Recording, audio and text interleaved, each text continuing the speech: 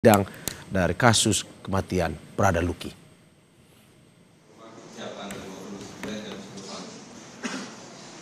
Di mana hari ini saudara, untuk jadwal sidang Prada Luki akan dilakukan dengan agenda pemeriksaan 17 terdakwa. Dan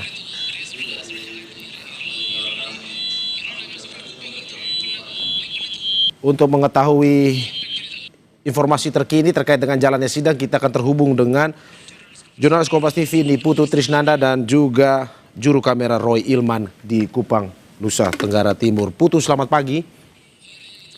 Pagi. Putu, apakah Anda bisa mendengar suara saya? Ya, Mario. Oke, Putu, hari ini bisa Anda jelaskan apa agenda lengkapnya sidang kasus kematian Prada Luki? Ya, Mario, jadi hari ini sudah memasuki pekan ketiga di mana proses persidangan ini kembali dilanjutkan untuk berkas kedua, yaitu untuk 17 terdakwa dengan agenda pemeriksaan saksi sesuai dengan yang ada di berkas yang seharusnya pekan lalu ini memberikan keterangan, tetapi karena berhalangan sehingga baru dihadirkan pada hari ini.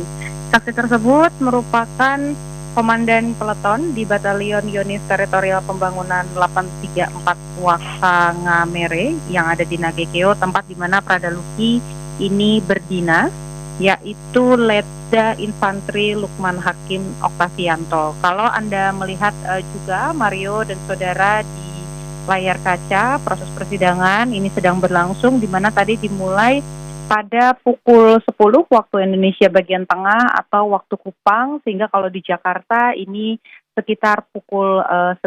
Jadi prosesnya persidangan ini masih awal sekali, di mana auditor militer juga baru menggali keterangan saksi setelah tadi pengambilan sumpah.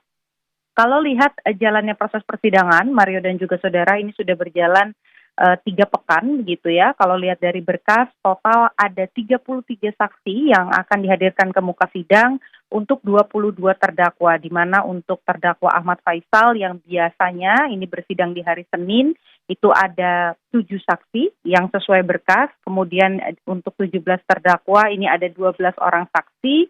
Dan untuk 4 terdakwa yang akan bersidang pada hari Rabu, ini ada 12 saksi. Dari total 33 saksi yang sudah memberikan keterangan, ini masih ada untuk terdakwa yang 17 ini, Mario dan juga saudara, ini sudah hadir semuanya, termasuk juga saksi tambahan yang diminta oleh auditor militer, yaitu 2 orang dokter dari RSUD Airamo Nagekeo. Kemarin sudah memberikan, pada pekan lalu sudah memberikan keterangan untuk 17 terdakwa. Dan kalau lihat bagaimana jalannya proses sidang, ini memang dari saksi-saksi yang dihadirkan, baik itu dari anggota TNI, kemudian juga dari keluarga, lalu dari tempat ada ibu angkat Prada Luki juga yang dihadirkan di muka sidang, lalu ada dokter yang dihadirkan ke muka sidang, ini memang mengarah begitu ya, atau mulai terlihat peristiwa yang terjadi pada periode Juli sampai dengan Agustus atau kekerasan yang terjadi pada periode tersebut pada Prada Luki Namo dan juga Prada Richard ini mulai nampak memenuhi unsur. Kalau kita lihat dari terdakwa yang saat ini sedang bersidang, Mario dan juga saudara, ini didakwa dengan pasal 131 KUHP militer, di mana ada penganiayaan oleh anggota militer yang menyebabkan kematian dengan ancaman 9 tahun. Kalau lihat bagaimana keterangan saksi, begitu kita lihat, kita bedah pasalnya, ada penganiayaan, ada anggota militer, dan juga menyebabkan kematian. Ini dari keterangan saksi yang kemarin sebetulnya juga sudah disampaikan, misalnya dari keterangan anggota TNI yang pada saat itu melihat, kemudian berada di lokasi di mana kekerasan terjadi, ini memang membenarkan bahwa terdakwa, ada beberapa terdakwa dengan peran-peran yang berbeda tentu saja ini melakukan kekerasan terhadap Prada Luki Namo. Selain itu, selain unsur penganiayaan juga ada bagian dari pasal ini yang menyebutkan soal menyebabkan kematian, di mana kalau kita dengarkan keterangan dari dokter RSUD Airamo, ini ada 2 orang dokter yang kemarin sebetulnya memberikan yang sudah memberikan keterangan juga. Yang pertama adalah dokter satu dokter Kandida Bibiana, Ini merupakan dokter yang menangani Prada Luki di IGD, kemudian juga ada Dokter Gede Rastu Adi, ini yang menangani Luki selama menjalani rawat inap dan juga pada saat di ICU. Ini menyebutkan bahwa penyebab kematian dari Prada Luki itu ada 3 poin, Mario dan juga saudara, yakni infeksi, baik itu yang ada di area luar tubuh, dan kemudian terjadi juga infeksi di area dalam tubuh, begitu pada organ tubuh, gagal ginjal, dan juga kerusakan atau kerusakan pada fungsi limpa. Nah, 3 penyebab kematian tadi itu, Mario dan juga saudara, ini diduga kuat berdasarkan keterangannya di ruang sidang. 2 dokter tersebut menyatakan bahwa 3 poin tersebut atau 3 penyebab kematian tersebut ini diakibatkan oleh infeksi yang tidak ditangani dengan baik dari luka-luka yang ada di tubuh Luki.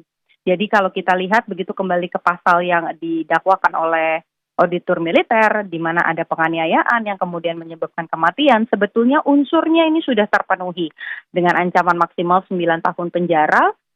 Apakah kemudian majelis hakim akan memutuskan hukuman maksimal begitu ya dengan adanya keterangan-keterangan tersebut? Ini belum bisa kita sampaikan, Mario dan juga saudara, karena proses persidangan ini masih berjalan, di mana nanti pada pekan depan masih ada kesempatan jika auditor militer mau menambahkan saksi lagi. Lalu juga di pekan depannya lagi ada keterangan terdakwa, dan baru nanti setelah itu, setelah melewati beberapa proses tersebut, majelis hakim ini bisa kemudian menentukan hukuman apa yang pantas untuk 22 terdakwa yang dibagi menjadi 3 berkas. Ada di Ahmad Faisal yang merupakan komandan Kompi, kemudian ada berkas untuk 17 terdakwa, dan ada berkas untuk 4 terdakwa.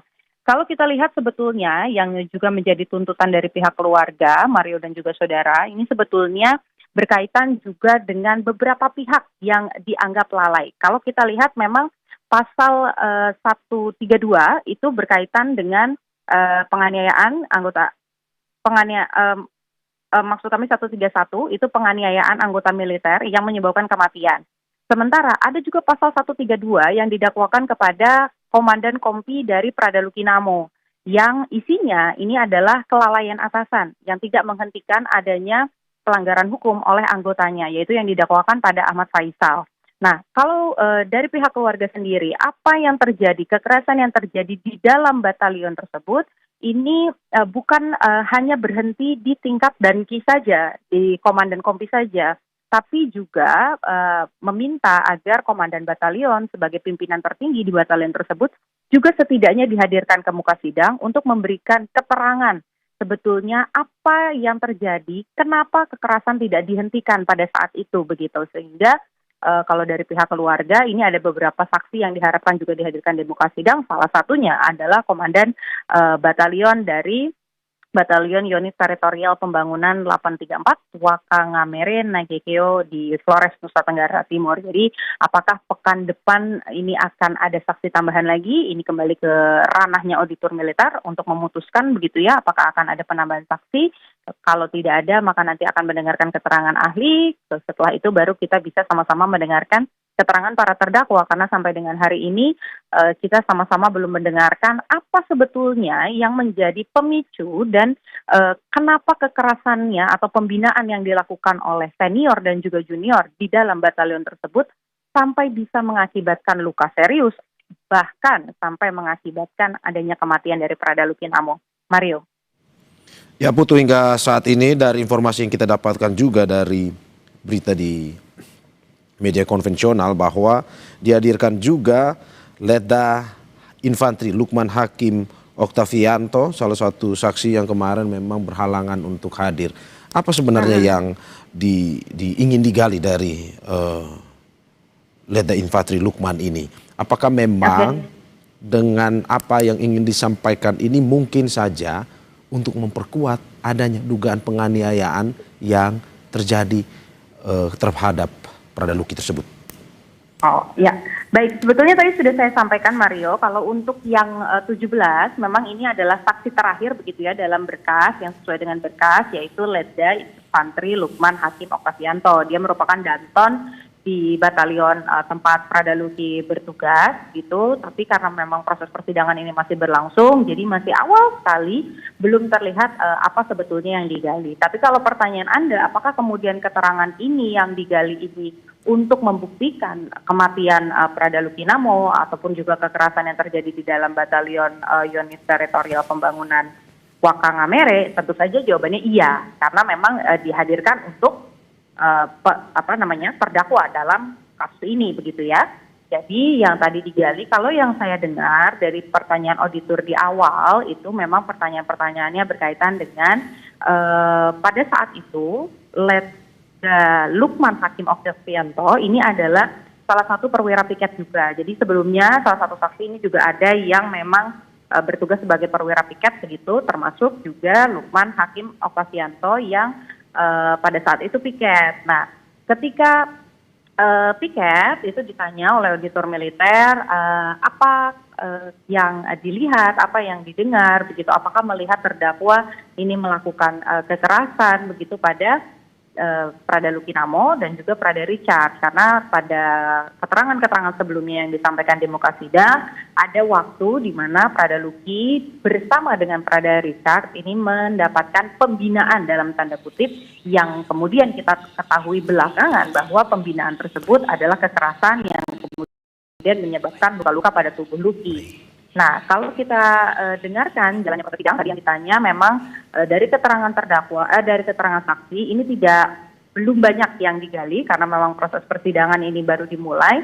Tapi ada keterangan yang disampaikan oleh Lukman Hakim Oktavianto ini, salah satunya adalah melihat terdakwa Ahmad Faisal itu melakukan atau memberikan penindakan begitu ya kepada Prada Luki. Tapi di area dalam, jadi saya tarik sedikit ke belakang Mario dan juga saudara. Aksi kekerasan ini terjadi dalam periode yang cukup panjang, di mana periodenya ini dari Juli sampai dengan awal Agustus, sampai akhirnya Prada Luki Namo ini dinyatakan meninggal dunia pada 6 Agustus. Aksi kekerasan itu dilakukan di 2 lokasi, yakni di ruangan kasih Intel dan juga di ruangan personalia. Nah, yang tadi saya dengar di persidangan yang sedang coba digali oleh auditor militer adalah peristiwa yang terjadi di ruangan kasih Intel, di mana saksi tadi hanya melihat ada Danki saja, yaitu Ahmad Faisal, terdakwa yang bersidang pada hari Senin, itu juga sempat melakukan kekerasan begitu ya, atau penindakan terhadap Prada Luki sambil memberikan nasihat.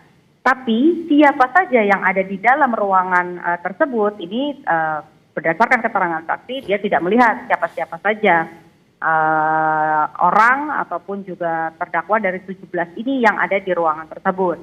Namun 1 hari sebelumnya dari keterangan saksi ini menyebutkan bahwa pada saat mengantarkan Prada Luki mandi, ini sempat melihat bahwa ada luka memar yang sudah ada di tubuh Prada Luki Namo. Jadi baru itu yang saya dengar, Mario dan juga saudara, karena proses persidangan ini masih berlangsung. Dan baik itu auditor militer ataupun juga nanti majelis hakim dan penasehat hukum ini memiliki kesempatan untuk menanyakan keterangan saksi. Mario. Oke, tadi Anda mengatakan bahwa salah satu kesaksiannya adalah untuk memperkuat adanya dugaan penganiayaan terhadap Prada Luki. Pertanyaan saya, apakah mungkin ini nantinya akan mempengaruhi putusan hakim? Tapi sebelum Anda menjawab, kita saksikan usai jeda berikut.